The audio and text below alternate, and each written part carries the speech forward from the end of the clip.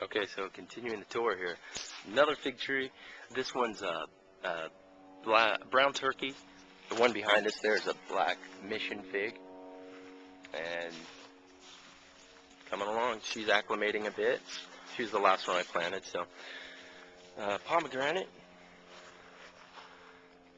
And the nasturtium's starting to come back really strong now that it's cooled down.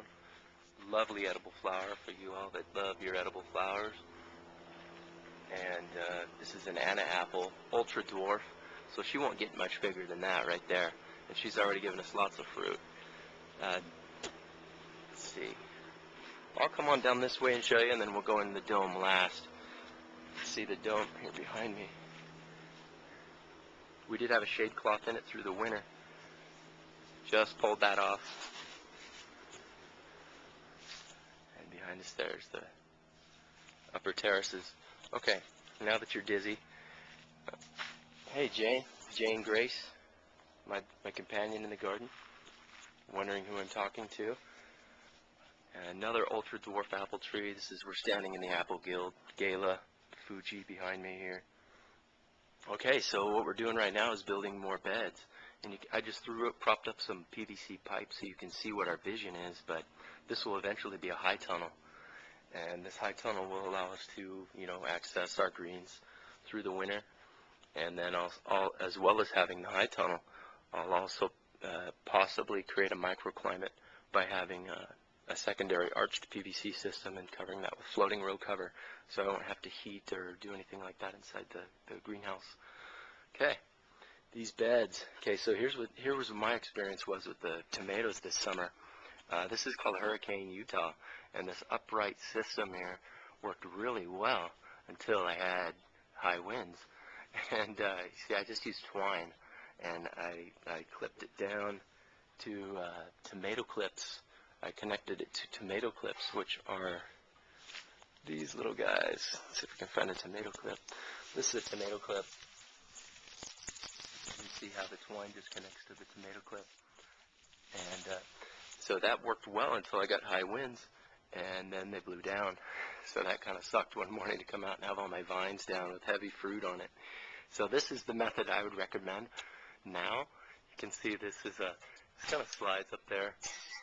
And you can get these at grow shops. We got this from Better Grow Hydro. You can also get it at johnnyseeds.com and other such places, but it's just more efficient. It's much stronger. So we're going to do that next year, as well as possibly using this upright system, which is the nylon netting you can see on the melon beds. Very strong. So I think we'll do that. But you can see we still have a bunch of tomatoes still hanging. Prolific basil growth, and marigold and random leafy greens still down in here. So lots of fun food we're still harvesting in the garden beds, but the tomatoes are kind of a bummer. This, you can see here though, this particular variety of tomatoes has been prolific all summer long. This yellow pear, and so recommend that for sure. And the cherries. So this is kind of what it looked like after the storm, just kind of tattered, and so still coming on now. So we got some tomatoes still producing for us here at the end of the year, end of the season that is. Okay, so I'm going to rush through this now.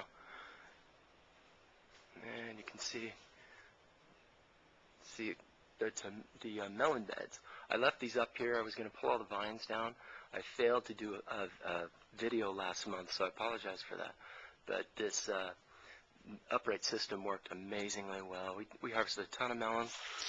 If I was smart, if I was thinking right, I would have maybe taken one of these sections and crop rotated to like pumpkins a month ago, and then I would have had a pumpkin crop coming in.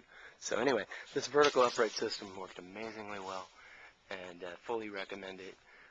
We got a lot of melons off. There's still random little melons producing off these little vines, but I think production's completely done for the season.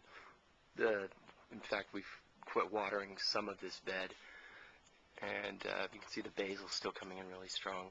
Tons of basil, which I think is my favorite plant to come in and just grab and carry in my hand and take in the aroma as I walk around.